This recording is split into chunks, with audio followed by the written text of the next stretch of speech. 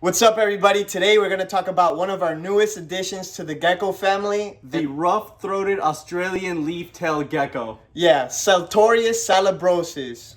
Now, before we get started today, make sure you guys follow us on Instagram, Snapchat, Twitter, Facebook, TikTok. We got it all. Make sure you follow us. Post individual content on every single platform. So if you like our stuff, Follow. hit that follow.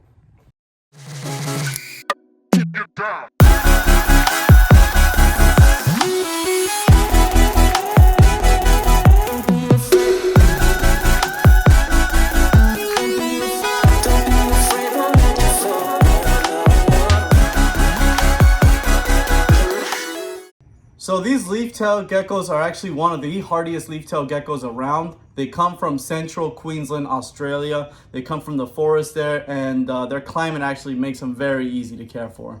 Yeah, they're very, very hardy geckos, like Manny said. These guys, we keep very similar to the New Caledonian geckos we have, except they're going to be insectivores. They're not going to eat any of the diets. They're not going to eat the Pangea or the Rapashi. So we're going to keep on basically on insects, kind of like crickets, roaches, little mealworms, with the staple insect being the crickets and the roaches. You also want a little bit more ventilation than you, like we said, like a crested or a gargoyle or a Leachianus gecko. That's why we actually set them up in these exoterraces because there is good ventilation at the top. You can't really keep these guys too much in tubs, but they do better in like these well-ventilated cages. Yeah, and the reason being because they don't require the humidity as high as like some of the crested geckos or something. We did just miss these cages, but as you can see, like, there's plenty of cord bark, branches, fake plants for them to crawl around in, and that's basically how they're gonna like their environment. When you take a look at these geckos, you're gonna notice that they pretty much blend in perfectly with cord bark. So cord bark is gonna be like their best like decoration for their tank. So what we do for the substrate is we also add a lot of like mulch, bark, moss, because that's going to retain some level of humidity, but it's not going to, we don't want it to be super wet, like we want it to have dry periods. We will miss the cages maybe 2 to 3 times a week. We have a small little shallow water bowl in there just in case. But for the most part, these geckos are going to be kept at room temperature. You could give them a hot spot of about like 90 degrees, as long as they have a cooler area in the 70s. And that's going to be, plenty of thermal regulation for them. So before we pull them out, we just want to show you the 2 cages we have. We only have 2 right now, a pair. They're both juveniles, but just so you guys get a kind of like an idea of how we set them up, there's a bunch of cord bark, there's layering of cord bark, there's some branches in there, some fake plants just to make it look pretty really, and then the layer of, what is this called again? The orchid bark. Orchid bark, sphagnum moss, orchid moss. You could put mulch, and they're gonna be happy. They're very, very hardy, like we said. So, there's a variety of ways you could keep them. But now let's show you these guys. So you wanna go in there and see if you could find one. This is like the hardest one. Yeah, these guys do blend in very well, so yeah, gotta be careful when I'm picking stuff out. And when you're setting up an enclosure for any animal, especially, some of these geckos that are not the toughest animals, you want to make sure that you have everything secured so that, nothing's going to fall on top of them or anything, and that the animals are going to feel safe, that they could go in between, the cord bark or anything, but they're not going to have anything fall on them necessarily. And there, look at that, how that thing blends in. I mean, it's just incredible. This is the rough-throated Australian leaf-tailed gecko. Just blends right in with the cord bark, as you could see. If you were in the wild searching for these animals, it's going to be very, very hard to find them. But these things are absolutely incredible. They're nocturnal geckos, so they're going to be active mostly during the nighttime, but they will be a little active during the day, especially if you feed them during the day. You'll see them kind of hunting. And you want to say something? Yeah, I was actually gonna go grab some mealworms because this guy actually tongue feeds. Oh yeah? So yeah, let's do that. Hold on, like grab that. So Manny's gonna go get some mealworms while I show you how cool this gecko is. It's just unbelievable. Like, at a glance, you might not even notice there's a gecko in this cork bark. And one of my favorite things about them is that huge leaf tail. And it's all prickly, and the texture of it looks like the texture of cork bark. And also shout out to Phil Tremper and Brian Susan of Sundown Reptiles, because they're the ones who kind of got us into these animals. And the first time, you guys might remember our Tinley Park video we did last year, and where we talked to Phil Tremper about these guys. And after I actually held one of them, that's when I knew. I was like, okay, now I gotta work with them. Because to be honest, I've seen them on the internet before, but I wasn't sold on them yet, especially because they're so expensive. But you know, after I got to see them in person, I got to hold one. That's how most things are anyways. Once you get to hold one, you realize how cool the gecko is, and then you want to work with them. But the cool thing about these guys is that they are actually, they get pretty big. From snout to vent, it's going to be about 5 to 6 inches. So if you add the tail, it's going to be probably like another 5 inches. They're one of the bigger leaf-tailed geckos. They're not the biggest, but definitely up there. I think it's the top 2 or top 3 biggest leaf-tails of Australia. And like, aside from the ones in Madagascar, like the giant leaf-tailed geckos, which will get a lot longer. Well, not a lot longer, but they will get longer. These guys, you know, are kind of like sturdier and hardier animals. Okay, Manny's back.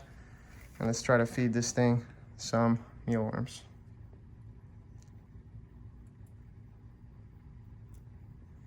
Look at that. They even tongue feed right off of our hands.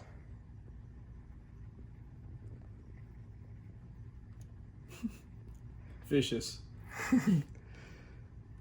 So these guys are pretty cool. Is this a male or the female? I don't remember. We could check in a second. And you're gonna sex them almost like you sex any other gecko. The males will have some sort of like bulge, and the females will not. And like other geckos, you will have to wait until they reach sexual maturity. Wow, he just smacked that out of your hand, threw it on the floor. He said, I don't want it anymore. So let's check here. This looks like I can't see with this camera. This is a female. Okay. I think. It's kind of hard to see through the phone. You can grab them? Yeah. If you guys have actually noticed, their hands are very different to the Madagascar leaf-tail geckos. Yeah, so where the Madagascar leaf-tail geckos have more of like toe pads made for sticking to like, not glass, but like anything basically. These guys are actually have more of like little claws because they cling onto the cork bark. They cling onto the, you know, the surfaces of tree branches and all that. And look how they walk. They're super like, they're not skittish at all, as you can see. We don't really handle these animals much just because we have so many, but they're super intriguing. They're super, you know, docile by nature. And that's one of the things that I loved about them so much too, is like the Madagascar leaf-tailed geckos will be very jumpy sometimes and more delicate. These guys they almost look like the cork bark leaf-tailed geckos. But yeah, these guys are more like, they're hardier, so you could handle them a little bit more. Still not a species I would consider like super handleable, just because they are a little bit, you know, they're a gecko, so any gecko is not going to be as handleable as like, let's say, a bearded dragon. But I mean, with that being said, it's still a very, very impressive gecko, and this is just a juvenile, so it's still going to get a lot bigger. All right, so Manny's gonna put the female back, and right now we have them housed in a 12 by 12 by 18 Exoterra. So you can see it's perfect size for one of these juveniles. As they get bigger, we will have to upgrade them, but for now, they will do fine in here. Now Manny's gonna bring out the male so you can see a little bit of like a pattern variation between them, but let's find them now. Like we were saying before, these guys just absolutely blend into their cork bark. It's pretty crazy. Yeah. But let's see if we can. It's so cool. I can't wait to get more of these. I think it's gonna be on the big one, like. Yeah, they like that big one. Guess you could hide behind it. Oof. There it is. Now look at this thing. This one has a little bit more of a pattern variation, I think. Just like all the little bands, and This is such a crazy looking animal. Look at that. You can't even, like, you could barely see it on the video. It's like it blends right in. And this is the male, if I'm correct. Yeah. Now this big leaf tail they have, they can regenerate it. They can drop it like most gecko species, but they're not very likely to drop it unless obviously something traumatic happens to them, but they will regenerate it. But like any other gecko that drops its tail, when it regenerates, it's not gonna be as perfect as, you know, the first tail it has. But look at that tail. It's like almost the size of the animal itself. And this is the male. Trying to get a little view there for him, or so you could show you guys like little difference. Obviously the bulge on this guy is not as developed because it is a juvenile. Okay, well, forget that. I was just gonna grab it and try. Yeah. And as you can see, when we handle these animals, we try not to grip them. We try to let them like kind of crawl on us, just so they get more like habituated with us, so they don't feel too secure. The second that you grab an animal kind of like with a closed hand like this, the gecko or the whatever lizard you have is going to get really freaked out, and it's not a very good experience for them because that's how usually a predator would grab them. So the way you could, you know, kind of handle them, this and a lot of the other gecko species, is just letting them walk on your hands and only grab them if you absolutely have to. And there is the bulge I was talking about. Small bulge because he's still a growing boy. But yeah, super cool little species of lizards. What have we missed? Anything else we should say? They feel exactly what they look like. Yeah. Their texture is kind of a little spiky, which is, I think, is really cool. Yeah. And their claws is like, it doesn't feel like gecko feet, kind of not like a crested gecko. It's almost like a leopard gecko with a little bit sharper claws. Actually, they have way better grip than a leopard gecko, obviously, because these guys are arboreal. But these guys are slow growers, just so you guys know. Yeah, that's another good point. Kind of like a lychee, where they do take about 4 or 5 years to reach sexual maturity, so it won't be a while. It will be a while until we start breeding these guys, but I'm excited to see them full grown.